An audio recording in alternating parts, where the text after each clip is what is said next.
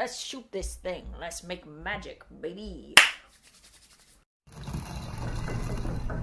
Hello humans, my name is Dael Kingsmill, and over the last couple of weeks I entered a D&D themed fever state. It may have actually been a fever state. I was sick. While I can't, recommend the thing that I've done, and I wouldn't say I'm, proud to share it with you. So much work went into it that I think I have some obligation to share this with you. And there may be some value to be found within, so let me tell you what it is I've created. I'm calling this, the Kingsmill patch. I think it's fairly normal for a lot of DMs to, have a sort of set list of source books or individual classes and subclasses for their D&D game. You know, it's one of those questions you ask sort of at the beginning during a session 0, is critical role content allowed? That sort of thing. And I started thinking, wouldn't it be really handy to have just a binder full of the different allowed subclasses with cool art and short descriptions that try to sell the players on them. You could just hand it out and people could flip through it while you're talking through your session 0. I don't know, that sounded fun to me. But, because being me, there's always a but. As soon as I started making my short list of subclasses, I started encountering this thing where frequently I find that subclasses that were created later tend to be skewed a bit more cool and a bit more powerful than stuff from the player's handbook. And so then I started thinking, oh well, but if I include this really cool subclass, then I should probably spruce up the old gals a little bit more in order to include them. And then I just started getting judgy with which subclasses I thought could have been designed better. And then of course there's a hugely long cobweb on my bunting. That troubles me. Anyway, that spiraled into my old gripes about the way that the fighter base class is built and the way that the ranger base class is built. So I basically ended up with a 111 page document wherein I tweaked or rewrote just about every subclass. So that's my current, both pride and shame. I put a ton of work into it. I think it came out pretty cool. Even down to needless things, like I changed the names of a bunch of subclasses. So yes, one could say that I went off the deep end, but I think that there are some semi-valuable things that we can look at here. I'm not about to run through the whole document for you, it's huge. And also, several of the inclusions come from things like Grim Hollow, which that is copyrighted material that is not mine to share. But I thought it might be fun to look at, in particular, the rearrangement of the fighter, the rearrangement of the ranger, and the wild magic sorcerer subclass, because those are things that we've talked about on this channel before, that I shared my own homebrew concepts and designs with you. And I think that they've shifted a bit from then till now, the current conception. This is also probably the first time I'm reading them through fully since writing them in my fever state, so we'll find out whether they're even remotely coherent. So, let's see what I've done for the fighter. Previously, on MonarchsFactory, I talked back then about the idea of amping up the champion fighter, and I made very few direct changes to the base fighter class, because I was really focused on just lifting up the champion and not changing too much else. Lots of people in the comments of that video made the argument that the way that the Battle Master fighter works could actually make a great, satisfying core fighter class. And I think that they're right, because playing a Battle Master is incredibly satisfying compared to other fighter subclasses. And now we have something where I fear that I have created an incredibly powerful one-level dip for anyone who's gonna be super interested in multi-classing and build crafting and min-maxing. That person's gotta come along, and this will be a boon to them.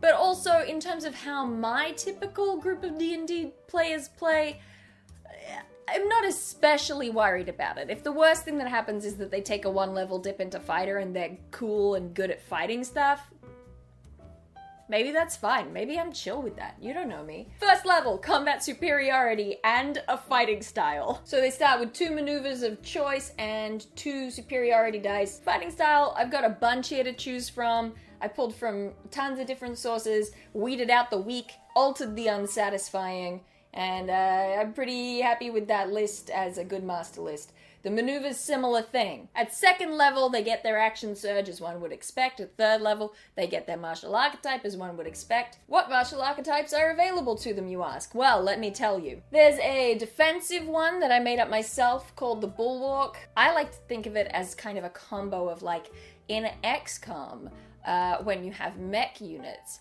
and your soldiers can take cover behind your mech units, but also the Pokemon ability Bide. I've also boosted the Eldritch Knight just a teeny tiny little bit. I don't remember what I gave them though. What did I give them? I made it so that the Eldritch Knight's weapon counts as a magic weapon. I know that's super early to get a magic weapon, but at the same time, it sucks when you encounter a beastie that has immunity to slashing, piercing, and bludgeoning damage from a non-magical weapon, and so all the casters can still do cool stuff and hurt the monster, but suddenly your marshals are just like not doing anything. I find that upsetting, so...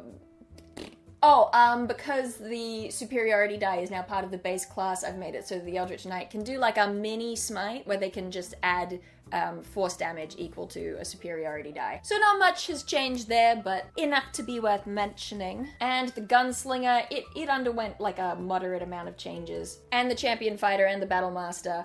But I'll come back to them in a second once we finish this base class table, because they're a little more impacted by it. And also, before I forget, each of those fighter subclasses gets a specific maneuver attached to the archetype they chose. Of course, at 4th level, they get their ability score improvement. At 5th level, they get their extra attack. Then several improvements of previous features. Then we hit Indomitable at level 9. Yes, Indomitable still exists, but now it's just that when you fail a saving throw, you can choose to succeed the saving throw. When I revisited the Champion Fighter video, there were a lot of comments just saying, just let them have a limited use version of legendary resistances. And I was like, because I quite like that. Because it does feel on brand for them to just push through, grit their teeth and make it work. Yes, fighters are badass now. Improved critical at 17th level, your weapon attacks deal a critical hit on a 19 or a 20. I kept that from the previous redesign of the champion where I flipped one of them over to the base class and kept one of them for the champion. And then 20th level, Relentless. At 20th level, when you have accumulated 3 successful death saving throws, instead of becoming stable, you regain 1 hit point. I like that idea of it just being, first of all, Captain America just won't stay down, but also that sort of, that anime protagonist moment. You're there, they think you're out for the count, but then you have, you know, a vision of your family or whatever. And so it just gives you just enough strength to stand up and pick up your weapon one more time. Alright, so let's talk about the Champion and the Battle Master. The Champion, I changed so much of the base fighter class now, so it didn't quite work the same way as the last time that we did this. What I did keep was Favored Weapon. I actually boosted that even more, because now this is like a defining subclass ability. So their Favored Weapon, they have expertise with that weapon. After spending at least 1 hour training with one weapon of your choice, it becomes your favored weapon. Your proficiency bonus is doubled on attack rolls made with your favored weapon. You can only have one favored weapon at a time. Blah, blah, blah, blah, blah. That is super powerful. I understand that it's super powerful, but here's the deal. You're choosing fighter, you're choosing the champion subclass, and so you want your thing to be that you hit the guy. You hit the guy with your sword. I've said it before, I'll say it again. If the sneak thief doesn't have to feel worried about whether their sneaking will be successful most of the time, and if the wizard doesn't have to worry about their spells hitting, because half damage on a failed save, then why should the champion fighter have to worry about missing their attacks? They also get second wind, they get their improved critical, so they get the range of 19 or 20 earlier than the base class, and then it expands to 18 to 20 when they hit 20th level and get improved critical again from the base class. Now, because it's always bugged me that improved critical is not a thing that you can engage with, it's something that you just kind of have to try and remember, I've got another 10th level ability, Unbowed. When you suffer damage from a single source, you can use your reaction to halve the damage against you. Once you use this feature, you cannot do so again until you finish a short or long rest. This feels like a lot. Now that I'm reading this feels like a lot, but it's all cool stuff, so I'll tell it to you. I won't back down. Fever Dream Dael is a visionary. Deadly Skill at 15th level. Instead of doubling the proficiency bonus, you can choose to have your normal proficiency bonus on the attack roll, and then also add your proficiency bonus to your damage roll. Action Surge, you get a second Action Surge at 15th level as well. So you can kind of see with Improved Critical and Action Surge both being included in the Champion subclass, the idea is that they're just the best fighter at being a fighter, right? The others have sort of specific specialties, whereas the Champion is just like the core of a fighter, but more. And then at 18th level, you keep the Survivor thing where you gain hit points at the start of your turn. Battlemaster was a tricky one because I had taken away the Battlemaster's identifying thing and I gave it to all the fighters. I am a river to my people. So instead, I wanted it to be like an emphasis on the Battlemaster as kind of a strategist and a real thinker. So they start with the Art of War at 3rd level, which allows them to apply 2 different combat maneuvers to the same attack. Even now, the Battlemaster is still the best at combat maneuvers. Know your enemy starting at 7th level, you can do the thing where you tell their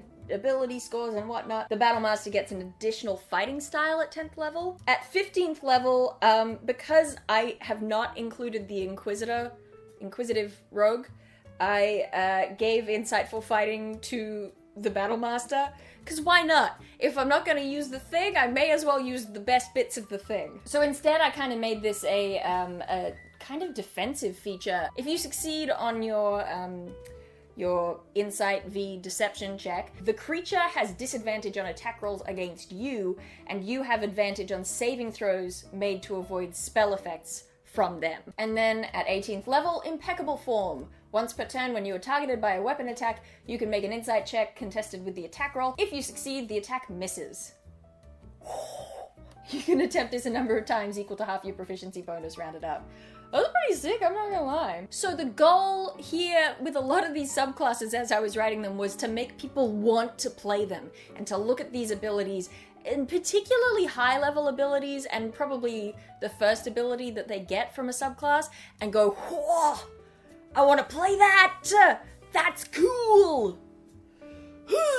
So the fighter, entirely different. Landscape completely changed. Which also, by the way, this isn't like a thing that I'm like, everyone should use this. This is what the D&D 5e rules should be like. This is just my thing that I'm like, if I'm running not a one-shot, then I warn my players ahead of session 0. When I pitch the campaign to my players, I say, hey, it's probably going to be pretty homebrew heavy. Are you okay with that? And if the answer is yes, then this is the document that I send out to them and I say, hey, we're using this instead of the official source books. This is a me thing, and boy does that show. Shall we check in with the Ranger?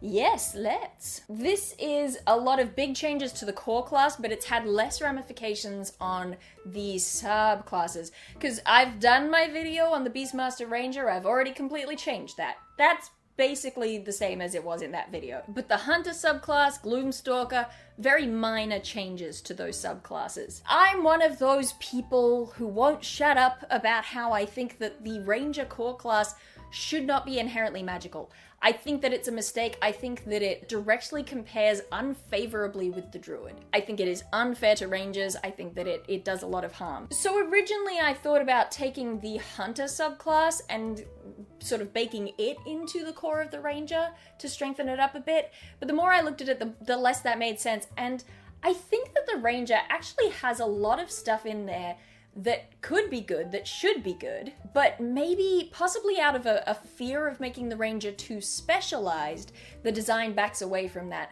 And I think once again, it was to the Ranger's detriment. Okay, let me put this down for a second. Here's some class design philosophy from me to you, okay? I believe that every D&D class should have a central heartbeat. You know, a thing that class does, that they're known for, that they do from the beginning, right? And some of those exist and they're really obvious.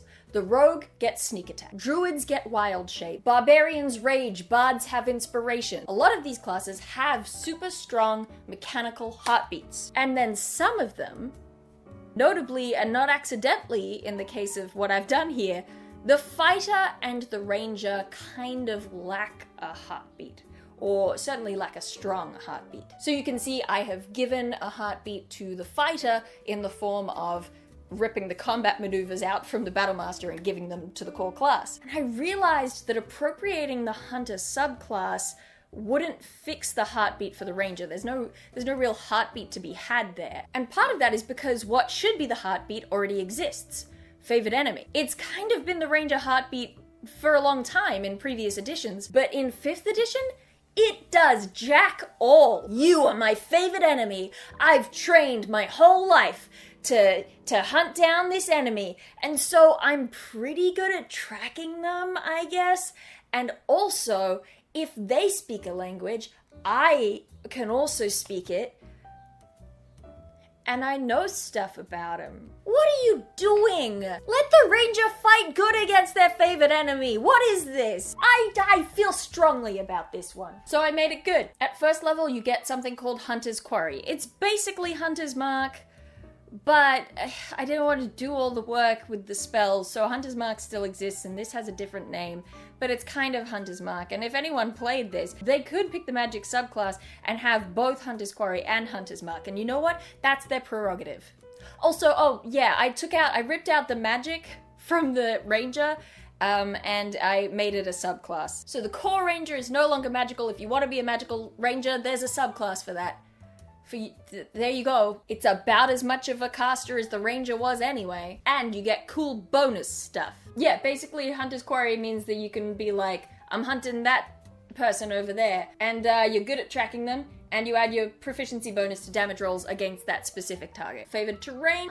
At this level, it works similar to favored terrain anyway. You have proficiency in perception and stealth while in your favored terrain. And if you already have proficiency in perception or stealth, then while in your favorite terrain you have expertise. The reason that I don't think it's a problem to let the ranger be too specialized is that I think it's part of the fantasy of playing a ranger, of being able to say, this is the thing that I do best. I spent my life in the woods, so I am really friggin' good in the woods. I don't think that the answer to that is to be afraid of people specializing. I think the answer to that is to make them extra strong, but only in that specific area. Yes, it is still bound to the DM fiat of like, will you ever fight that thing? Will you ever be in a forest? But I like to assume that most people are playing with reasonable DMs, and that most people are aiming for a style of game where they travel to all sorts of different places and do all sorts of different things and fight all sorts of different baddies. That is D&D as it exists within the cultural consciousness. If we're just gonna poo-poo everything based on, well, what if the DM does this? The DM can do whatever the hell they want. It's baked into the game. Rocks fall and you die. This whole thing is getting me very worked up. But I shan't apologize for it. We're back, baby. Favorite enemy. Choose a kind of creature. The first attack you make against a creature of this subtype on your turn is made with advantage. In addition, you get the stuff that you usually get from a favored enemy in 5th edition. That happens at 2nd level. Also at 2nd level, you get a fighting style. 3rd level, you get your ranger archetype, but you also get rover, which is an optional thing from one of the official whatevers. Ability score improvement as normal. Extra attack as normal. 6th level, you get a favored enemy improvement. You deal an extra 1d8 of your weapon's damage type whenever you hit a favored enemy with a weapon attack. Ooh, but isn't that too much? No, it's not. Let them have this. Also at 6th level, favored terrain improvement. You now have advantage on initiative rolls and can disengage as a bonus action when in your favored terrain. What? 8th level, land stride. I don't think that one changed. Tireless, that's at 10th level. At 10th level, you also get a second favored terrain. At 14th level, you get a second favored enemy. So there are fewer of those improvements than there are in the base, but they are stronger. Vanish at 14th level, I think, is still the same. Ooh, I forgot I did this. This part's kind of fun. 18th level, Scent Blood. You can sense when a creature has been reduced to half of its maximum hit points. Your first successful attack against a creature after it has been reduced to half of its maximum hit points is a critical hit. I think that's fun. I think it plays into that idea of the ranger as a hunter, but without making them be a hunter.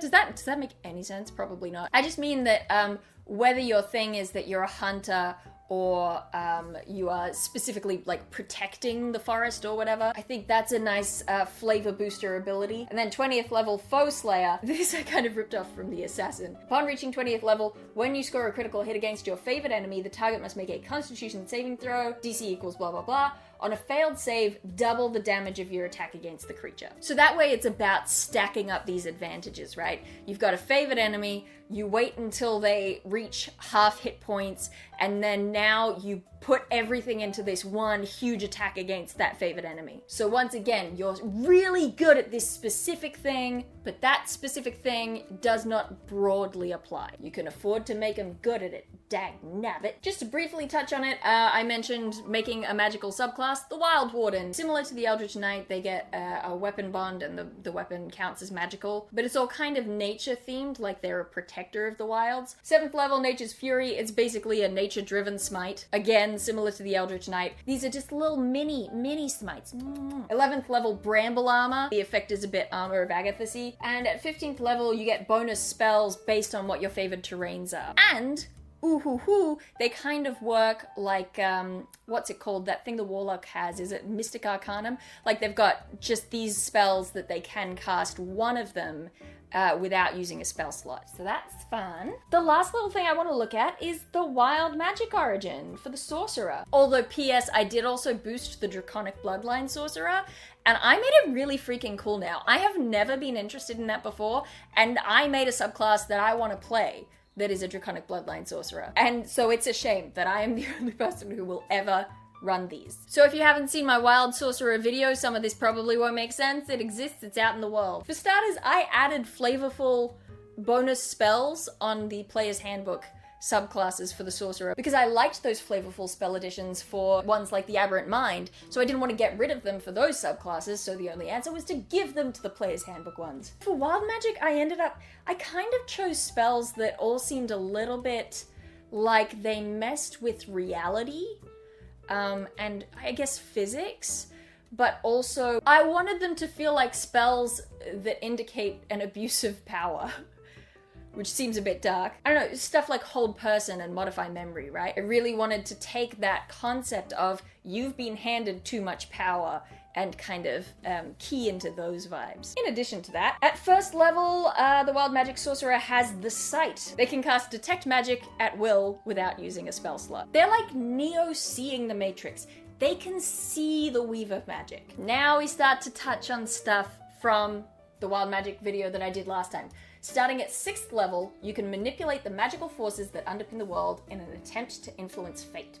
When a creature you can see within 30 feet of you, including you, makes an ability check, attack roll, or saving throw, you can spend sorcery points to increase or decrease the result. For every sorcery point spent on the roll, increase or decrease the total by 1. So unlike last time, where I think it was based on advantages and it was, you can do this X number of times between short rests, this time I've tied the limitation to sorcery points, and importantly I've given them more nuanced control over how much more or less the roll is, right? So they're really just controlling reality and what's happening. Just like last time, the idea is to give them something really strong and really useful, because also at 6th level, Break Magic. So it's Bend Reality, Break Magic. You risk losing control of your power. Every time you use your Bend Reality feature, roll percentile dice. If you roll a number equal to or lower than the total number of times you've used your Bend Reality feature, magic breaks. Very bad things happen if magic breaks. That's the same as last time. What isn't the same is this final line,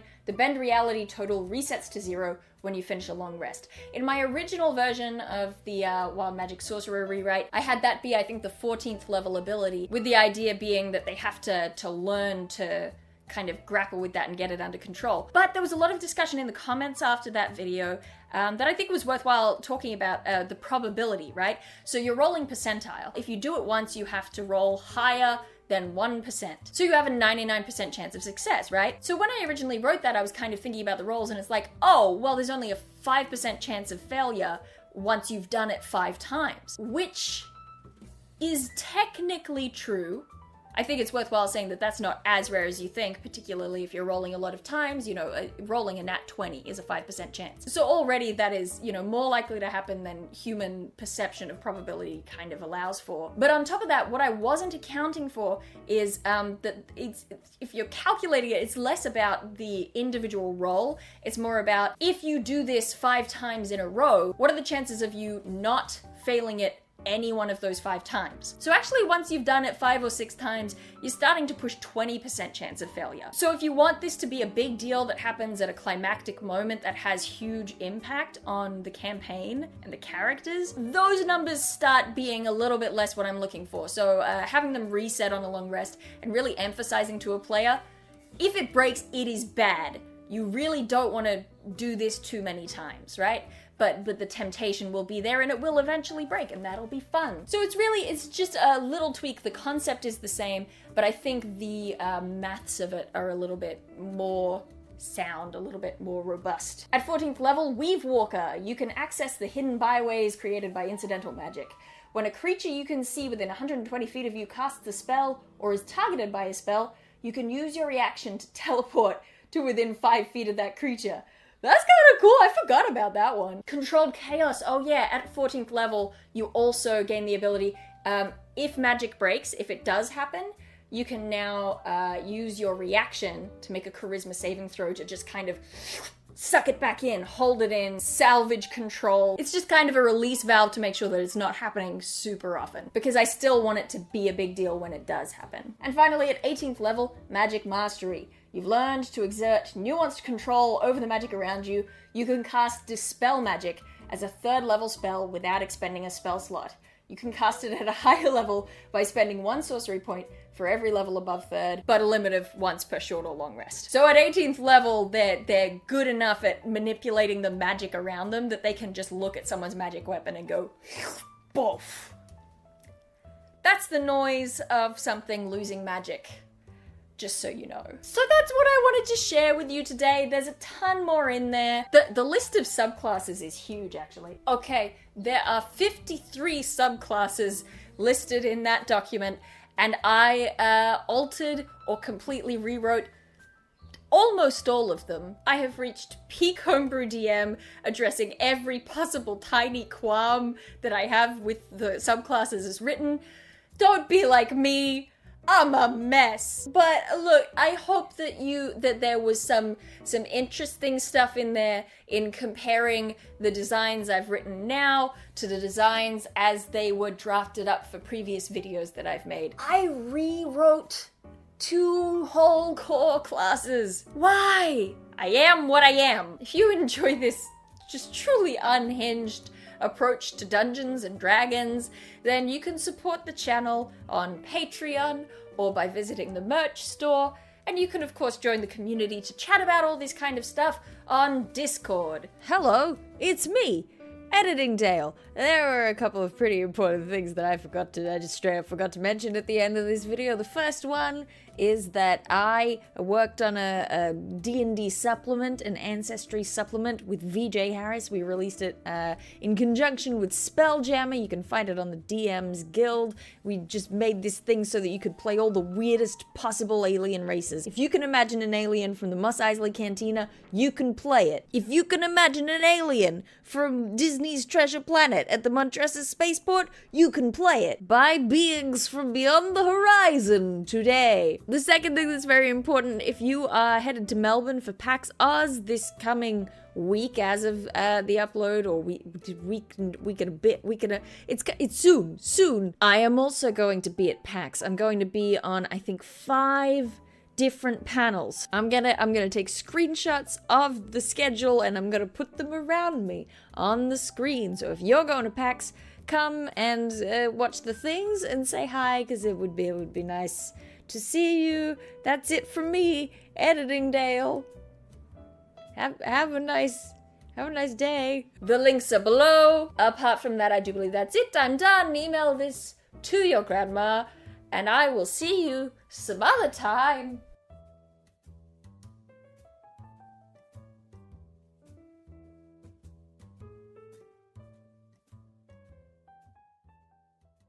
I might have shame, but I have no regrets.